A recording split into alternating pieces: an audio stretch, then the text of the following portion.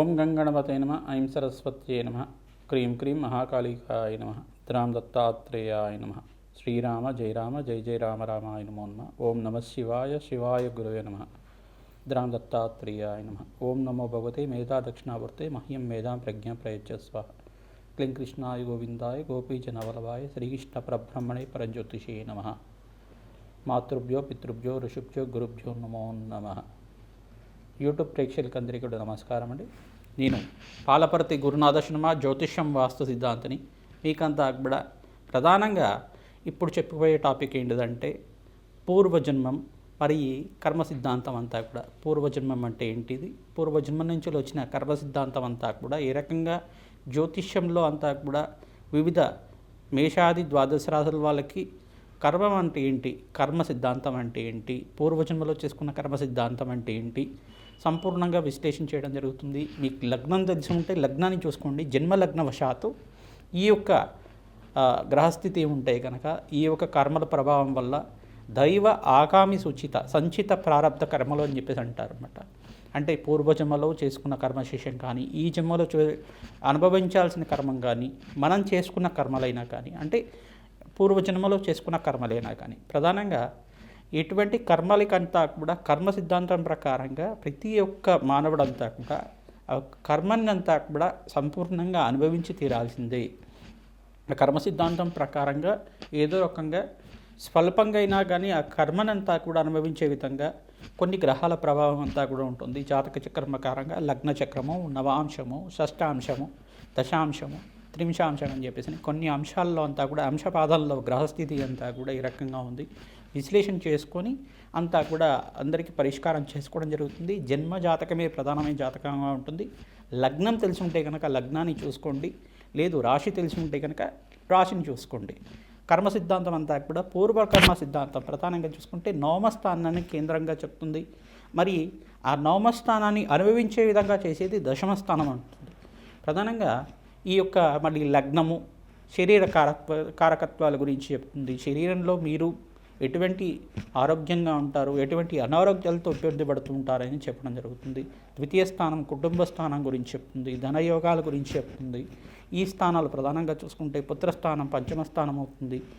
ఆకస్మిక వ్యయము ఆకస్మిక లాభాలంతా కూడా ప్రధానంగా చూసుకుంటే అష్టమ స్థానము ఆయు స్థానం చెప్తుంది. ఈ స్థానాలు ప్రధానంగా చూసుకుంటే వివాహ జీవితం కోసం సప్తమ స్థానం చెప్తుంది.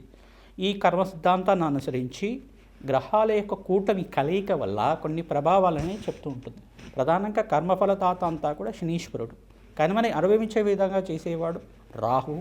మరి కొన్ని గ్రహాల యొక్క ఉగ్రగ్రహాలు అని చెప్పేసి ఉంటాయి. ప్రధానంగా కొన్ని గ్రహాలతోటి ఒక కలయిక సంయోగం వల్ల వాటి ప్రభావం అంతా కూడా ప్రబలంగా అనుభవించే విధంగా చేస్తూ ఉంటాయి అన్నమాట.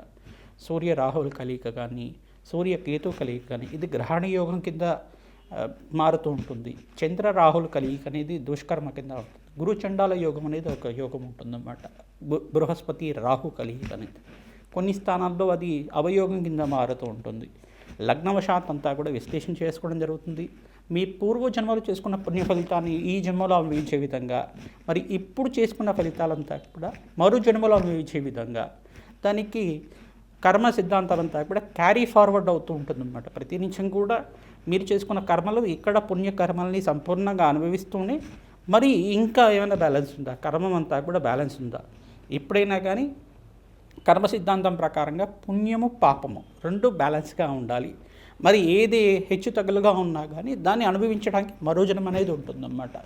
మోక్ష మార్గం కోసం పుణ్యకర్మలు ఆచరిస్తూ ఉండడం, దైవ కృప వల్ల మోక్ష స్థితి పొందడం అనేది కర్మ సిద్ధాంతం ప్రకారంగా సంపూర్ణంగా విశ్లేషణ చేయడం జరుగుతుంది. దైవ ఆగామి సుచిత సంచిత ప్రారంధ కర్మలు అని చెప్పేసి అంటారు. అంటే పూర్వజన్మలో చేసుకున్నది, ఈ జన్మలో చేయబోయేది, ఈ జన్మలో చేసింది, ఈ జన్మలో అనుభవించాల్సింది, మరి మరు జన్మలో కూడా ఇటువంటి కర్మలంతా కూడా క్యారీ ఫార్వర్డ్ అవుతూ ఉంటాయి. అంటే కర్మ సిద్ధాంతాన్ని ప్రకారంగా ప్రతి నిత్యం కూడా ఏమవుతుందంటే ఈ జన్మలో చేసుకున్న కర్మలంతా కూడా మిగిలిపోయి ఉంటాయి కనుక ఏదైనా రుణ బాధలు రుణశేషాలంతా కూడా ఉంటాయి కనుక మాతృ రుణం, పితృ పాత్ర రుణం, తర్వాత దైవ రుణం, ఋషి రుణం అని చెప్పేసి ఉంటూ ఉంటుంది. ఈ రుణాలంతా కూడా తీరాలి. రుణానుబంధ రూపేణ జన్మ సంసార బంధురాత అంటారు శ్రీకృష్ణ పరమాత్మ అంతా కూడా. ఈ రుణమంతా తీరిన తర్వాత తద్వారా భగవంతుడి యొక్క దయ వల్ల ప్రతి ఒక్క మానవుడికి, ప్రతి ఒక్క ఆత్మకంతా కూడా శరీరం అనేది ఉండదు. ఆత్మకి ఎటువంటి రాగద్వేషాలు ఉండవు. ఓన్లీ మనకు ఉండాల్సింది ఏంటిదంటే, ఆత్మకు ఉండాల్సింది ఏంటిదంటే, ఒకటి ఆత్మలో 2 రకాలు ఉంటాయి అన్నమాట.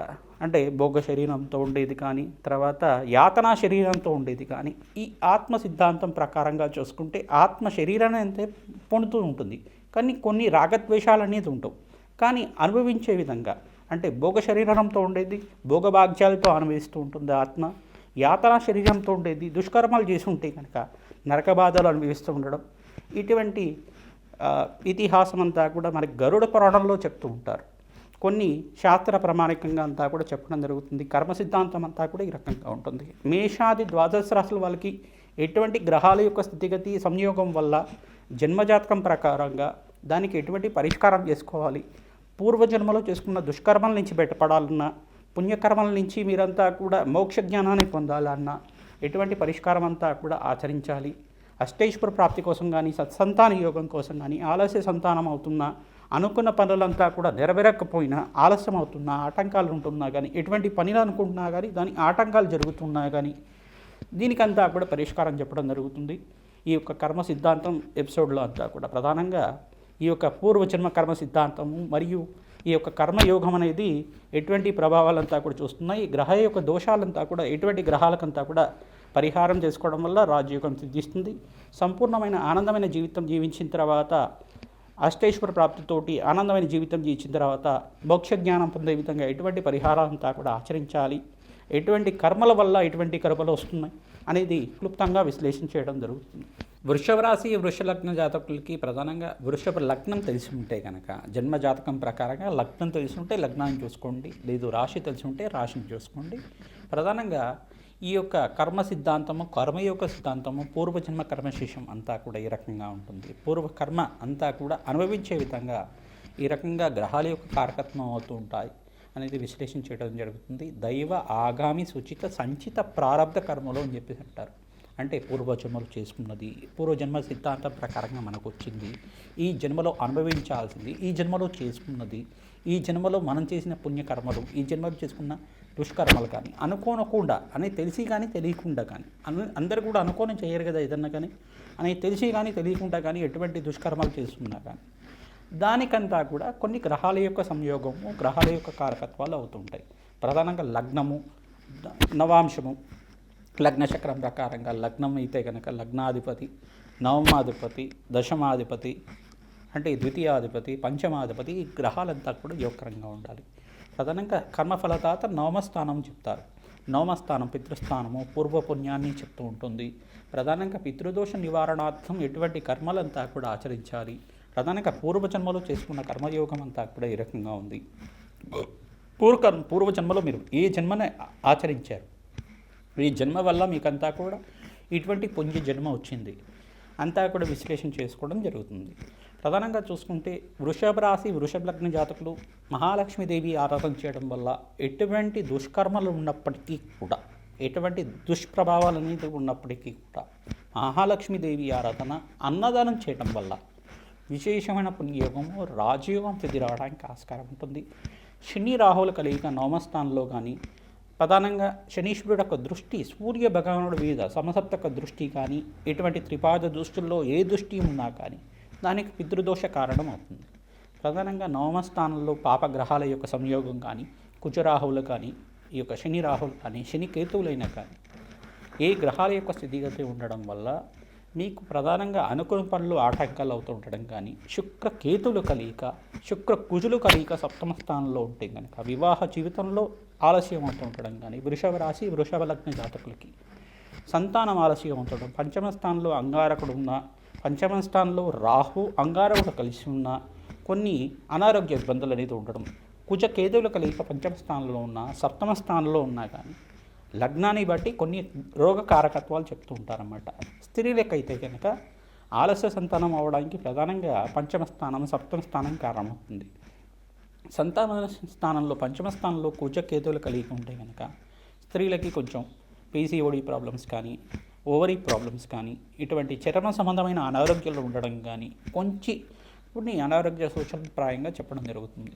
ప్రధానంగా చెప్తుంటే ఇక్కడ చూసుకుంటే గురు చండాల యోగం సప్తమ స్థానంలో పంచమ స్థానంలో ఉంటే కనుక కొంచెం షుగర్ వచ్చే ఛాన్సెస్ కానీ ఈ యొక్క ప్రధానంగా చూసుకుంటే ఆస్తమా కానీ కొంచెం ఊపిరితిత్తుల బాధలు అనేది ఉండడం కానీ ప్రధానంగా లంగ్స్ ఇన్ఫెక్షన్ ఎక్కువగా ఉండడం కానీ ఈ యొక్క కారకత్వాలు చెప్తూ ఉంటారన్నమాట.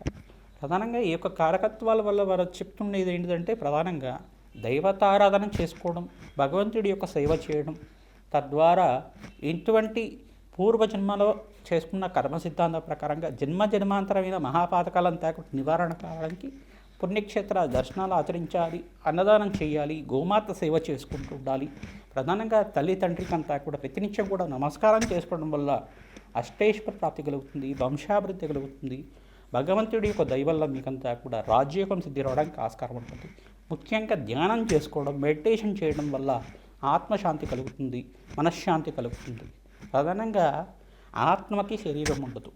ప్రధానంగా ఆత్మకి ఎటువంటి శరీరం ఉంటుందయ్యా అంటే భోగ శరీరం. అంటే ఇది ఎటువంటి పుణ్యకర్మలు ఆచరిస్తే ఇంద్రలోకంలో ప్రధానంగా స్వర్గలోకంలో అంతా కూడా రాజయోగాన్ని అనుభవించే విధంగా ఉంటుంది.